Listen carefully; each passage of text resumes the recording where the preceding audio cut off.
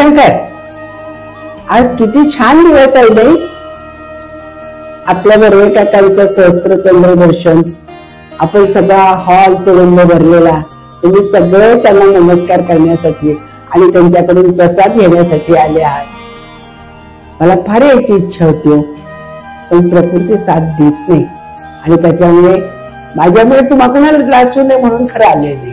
नाहीतर माझी फार फार फार मनापासून इच्छा होती हा कार्यक्रम सहभाग घ्यायचा. एक दिवस आठवतो मला, आम्ही नाशिकमध्ये सचिन दहीबातेंच्याकडे आलो होतो आणि त्यावेळेस आम्ही ह्याला पण शंकर महाराजांच्या जन्मस्थळी पण जाऊन आलो. छानपैकी शंकरमय झालं होतं, सगळ्यांशी बोलणं गप्पा छान सगळ्या चालल्या होत्या. आणि बोलता बोलता बोलता कुलकर्णी मास्तरांचा ज्यावेळेस विषय निघाला त्यावेळेस सचिन म्हणाला की आपल्याकडे बर्वे काका आहेत, त्यांना भेटूयात आपण. हो भेटूयात ना. आणि संध्याकाळी बर्वे काकांना घेऊन 3-4 माणसं सचिनकडे आली. नुकतीच आम्ही जेवण करून हात धुतले होते, सगळे बसलो, छान गप्पा मारल्या. बर्वे काकांना उचलून आणावं लागलं होतं आणि मग एक अर्धा-पाऊण तास खूप छान गप्पा मारल्या आम्ही आणि चहा पण झाला. आणि आता म्हणाले आता तुम्हाला उशीर झालाय, झोपायचंय, मी पण जातो, आता पुन्हा भेटू आपण. म्हणून ते उठणार तेव्हा चंद्रिका त्यांना म्हणलं आता आपण आणलेलं त्यामुळे घेऊयात त्यांना. आणि मग त्यांना कुंकू लावलं आणि त्यांच्या पायाला ज्यावेळेस मी अत्तर लावलं, त्या अत्तराच्या स्पर्शाने शंकर महाराज प्रगट झाले. आणि त्या प्रगटावस्थेमध्ये त्यांनी मला सांगितलं, जणू काका असताना जणू काकांशी त्यांचा शंकर महाराजांचा कसा छान संबंध होता, मधुबुवांशी त्यांचं नातं कसं छान होतं. मधुबुवा त्यांना पान कुटून द्यायचे. अगं तू काही काळजी करू नकोस, मी आहे ना म्हणे तुझ्यासाठी, त्याला काय. आणि त्या अवस्थेमध्ये त्यांनी मला स्पष्टपणे सांगितलं की मी शंकर महाराज आहे. मी आजपर्यंत अनेक माणसं पाहिलेली आहेत, भेटली आहे त्यांना, त्यांच्या साधना जवळून बघितल्या आहेत, सिद्धपुरुष बघितलेले आहेत, संचारावस्था बघितलेली आहे. पण मी शंकर महाराज आहे असं म्हणणारं एकच एक व्यक्तिमत्व ते म्हणजे आपले बर्वे काका. त्यानंतर अनेक वेळा त्यांचा आणि माझा संबंध आला. ते सोलापूरला आले, मी त्यांच्या वाढदिवसाच्या निमित्ताने परत नाशिकला आले होते. पुष्पाताईचा आणि माझा बहिणींसारखं खूप दृढ नातं निर्माण झालं. आणि बर्वे काका मला इतक्या छान नात्यात त्यांनी बांधलं की दिवाळी आली की मी त्यांची वाट बघते, आता आपल्याला आपली साडी येणार आहे. कुणी नाशिकचं माणूस आलं की त्यांचा चिवडा, त्यांचं सगळं खूप काही प्रसाद देतात पाठवून आणि सांगतात शुभतेने द्या बरं का. हे सगळं खरं तर प्रसाद तेवढ्या पुरता असतो, पोटात किती वेळ टिकतो माणसाचा प्रसाद. पण त्या प्रसादाच्या निमित्ताने या आठवणी दृढ होत गेल्या आणि बर्वे काका, पुष्पाताई यांचं कुटुंबीय आणि शुभ्राई मठ हे एका छान नात्यामध्ये गुरफटले गेले. असंच बर्वे काकांचं व्यक्तिमत्व, पुष्पाताई सगळे नरेंद्र भावेंच्या घरी राहिले होते, 2 वेळा राहिले होते. नरेंद्र भावे काय म्हणतात ते पण आता बघूयात आपण. नमस्कार, जय शंकर. शुभाताईंनी आम्हाला ज्यावेळेला सांगितलं की अक्कलकोटला एका कार्यक्रमासाठी सगळे शंकर महाराजांचे आणि स्वामी महाराजांची मंडळी सगळी एकत्र येणार आहेत, त्यासाठी बर्वे काका पण येणार आहेत, तर ते तुझ्या घरी येतील असं ज्यावेळेला मला सांगितलं त्यावेळेला आम्हाला खूप आनंद झाला सगळ्यांना. आणि ते आले बर्वे काका आमच्या घरी.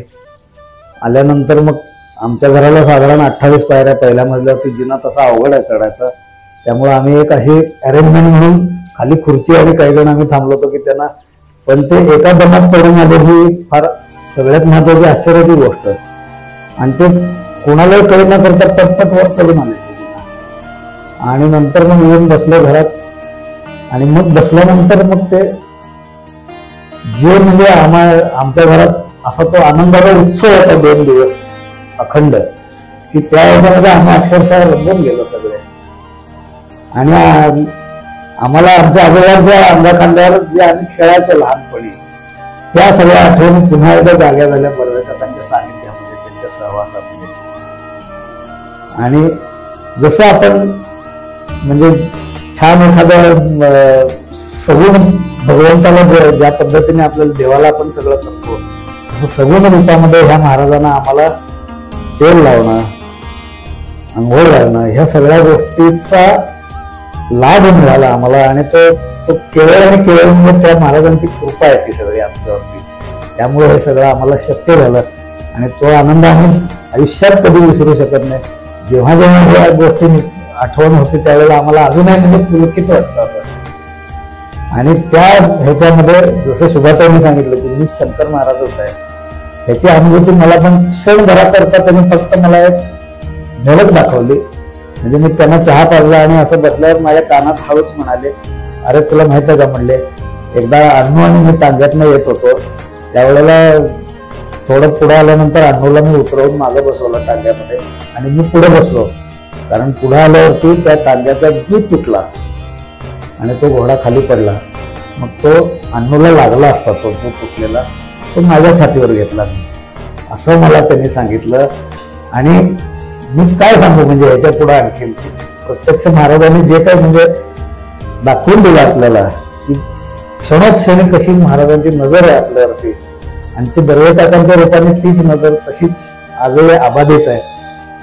आणि नंतर खूप वेळा मग आम्हाला योग आला, ज्या वेळेला सोलापूरला आले त्यावेळेला.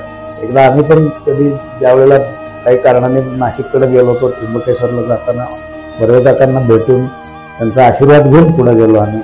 आणि ते पुष्पाताईंच्या इथं इतकं वातावरण त्यांचं पण इतकं छान आहे घरामध्ये की प्रत्यक्ष म्हणजे महाराज अखंड त्यांच्या सोबतच आहेत आणि सगळ्यांसोबत आहेत. सगळ्यांवरती त्यांची अशीच प्रेमाची हे आहे, प्रेमाची पाखर आहे त्यांची सगळ्यांवरती, आणि ती तशीच राहावी. आणि बर्वेकाकांच्या आज ह्या सहस्र चंद्रदर्शन सोहळा जे महाराजांच्या सगुण रूपाचा तो सोहळा आहे.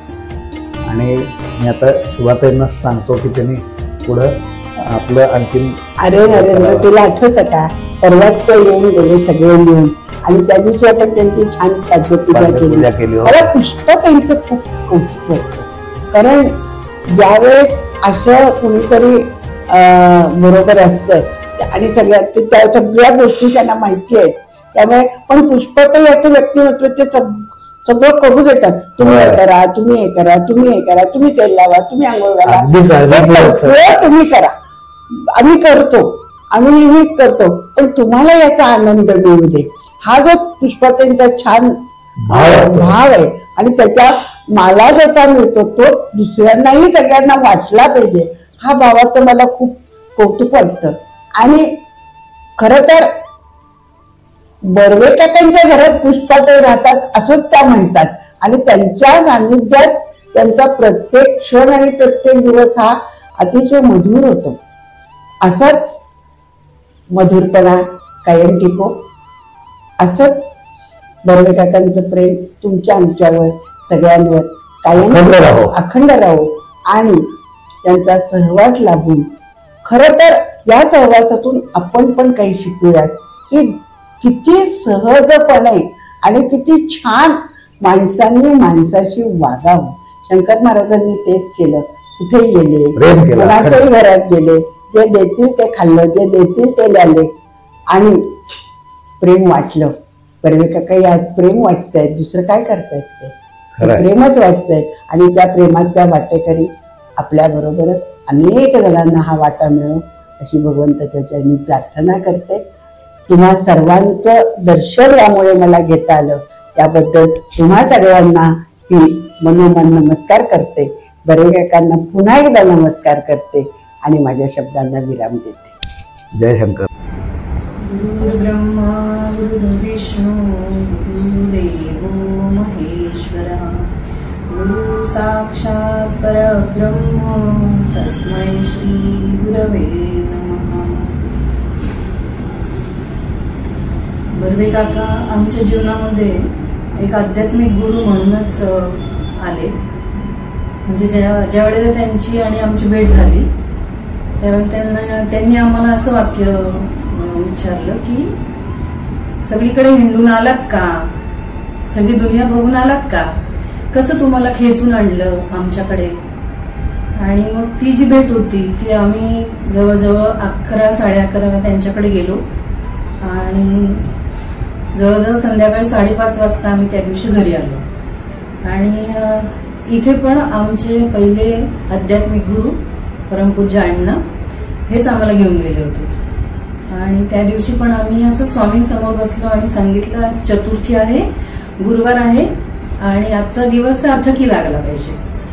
तर 10 मिनिटात फोन आला अण्णांचा की आपल्याला एका थोर संतांच्या घरी जायचंय. ती एक महान विभूती आहे, दिव्य महात्मा आहे तो. तर तुला आज दोघांना पण आम्हाला तिकडे तुम्हाला घेऊन जायचंय आणि 5 मिनिटात तुम्ही खाली यायचं. आणि ज्यावेळेला आम्ही तिकडे गेलो तर बर्वे काकांचा उपवास होता ना, चतुर्थी आणि गुरुवार असं होतं. तर म्हणाले की गेल्या गेल्या सांगितलं वहिनींना त्या रानडे काकूंना की तू आधी पहिल्यांदी भजे करा मला, म्हणजे महाराजांना. तर काकू म्हणाले की नाही आज का महाराजांचा उपवास आहे. तर अण्णा म्हणाले की ह्या संतांना काही उपवास वगैरे असं काही नसतं, तू गप्प बस. बराच वेळ झाला आणि आमच्याच ग्रुपमधली एक जण आहे तिला पण फोन केला अण्णांनी, पण ती बराच वेळ झाला आलीच नाही. आणि तिला फोन करतोय पण तिला त्याचं काहीच गांभीर्य नाही, फोन पण नाही उचलला तिने. पण मग असं झालं की अण्णांनी आमच्याच ग्रुपमधल्या काही लोकांना जा आरकेवर जा, शालीमारला जा आणि भजी घेऊन या असं सांगितलं. आणि मग जवळजवळ 1-1.5 तासांनी ऋतुजा आहे ती आली, जिला फोन करत होतो आम्ही, आणि ती भजी घेऊन आली. आणि मग तिने गेल्या गेल्या लगेच काकांना ते भजे भरवले. मग अण्णा म्हणाले काकूंना आता आहे का म्हणाले महाराजांचा उपवास, असं झालं. आणि मग ते महाराजांनी भजी खाल्ली अर्धी आणि अर्धी सगळ्यांना भक्तांना वाटायला सांगितले. आणि वाटल्यानंतर ज्या वेळेला महाराजांना आम्हाला तो कृपा प्रसाद द्यायचा होता तर मग महाराजांना उलटी झाली. तर आमच्या अण्णांनी सांगितलं, जवळ 2 व्यक्ती बसल्या होत्या, त्यांना म्हणाले की तुम्ही ते घ्या प्रसाद, पण त्यांना ते नाही समजलं. मग परत अण्णांनी आम्हाला खुणवलं. मग आमच्यापैकी ऋतुजा पुढे गेली, ऋतुजाने पण ते असं पाठीमध्ये पकडलं. आणि मग आम्ही मनामध्ये असा विचार केला की हा कृपा प्रसाद जर आपल्याला मिळाला तर, कारण हा विचार स्वार्थी होता, परंतु अध्यात्मामध्ये केला तर काही हरकत नाही हा विचार की आपल्या गुरूंकडून आपल्याला प्रसाद पाहिजे. म्हणून म्हटलं की थोडीशी झाली तरी चालेल महाराजांना वमन. मग त्यांनी परत ते केलं आणि आम्ही ती पाठीमध्ये पकडलं आणि बेसिन मध्ये गेलो, परंतु ते बेसिन मध्ये न होता ते आम्ही पिऊन टाकले. असा तो महाराजांचा प्रसाद आम्हाला प्राप्त झाल्यानंतर आमच्या जीवनामध्ये खूप प्रचंड परिवर्तन घडलं. आणि त्याच दिवशी आमचे परमपूज्य अण्णांनी काकांना सांगितलं, आम्ही कधीही त्यांच्याशी बोललो नव्हतो याविषयी, की हिच्या मिस्टरांना लवकर उठून प्राणायाम करायला सांग, त्यांची तब्येत सुधारली पाहिजे आणि या दोघांना पण एकत्र साधना करायची. आणि ती साधना म्हणजे असा आमचा एक दिव्य संकल्प होता की जे शंकर पार्वतीने आपल्या आत्म्याची समाराधना केली आहे ती आम्हाला दोघांना मिळून करायची. पण हा संकल्प आमच्या मनात होता आणि रोज आम्ही साधनेत बोलत होतो. तो आमच्या गुरूंपर्यंत कसा पोहोचला आम्हाला नाही माहिती, आणि त्या गुरूंनी ह्या गुरूंपर्यंत कसा पोहोचवला तर ते लगेचच पुढे दिसलं. आणि मग त्यांनी लगेच मुखातून असं काढलं की तू आता इथून पुढे सकाळी लवकर उठायचंय आणि तुला जाग येत नाही आणि तू साधना करत नाहीये तर तुला मी एक तोडगा देतो. आणि मग तो तोडगा पण सांगितला आणि दत्त मला मंत्र म्हणायला सांगितला. त्यानंतर यांच्या पण जीवनामध्ये प्रचंड परिवर्तन घडलं आणि आम्ही दोघं पण जण आता छानपैकी साधना करतो. तर अशा गुरूंची आपल्या जीवनामध्ये आपल्याला प्रत्येकाला आवश्यकता आहे आणि असे परम सद्गुरू आपल्याला लाभले. आणि त्यांचा असता आता परवाच्या दिवशी सहस्त्रचंद्र दर्शन हा सोहळा आहे, तो अमृत अमृतोत्सव आपण तो साजरा करणार आहोत आणि त्याचा दिव्य आनंद लुटणार आहोत. त्यासाठीचे हे 2 शब्द आणि ही केलेली सेवा. त्यांच्या चरणी समर्पित करतो. जय शंकर. नमस्कार, मी सुनील. आज आपल्या सर्वांचे प्रिय परमपूज्य श्री बर्वे महाराज यांचा सहस्र चंद्रदर्शन सोहळा सन 2018 पासनं मला काकांचा सहवास लाभला.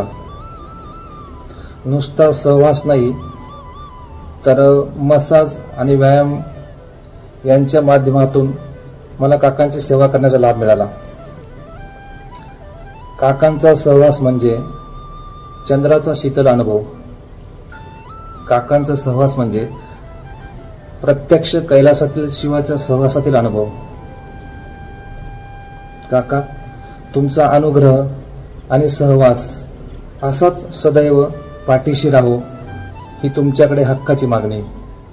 आपणास सहस्र चंद्रदर्शन सोहळ्यानिमित्त खूप खूप शुभेच्छा. जय शंकर.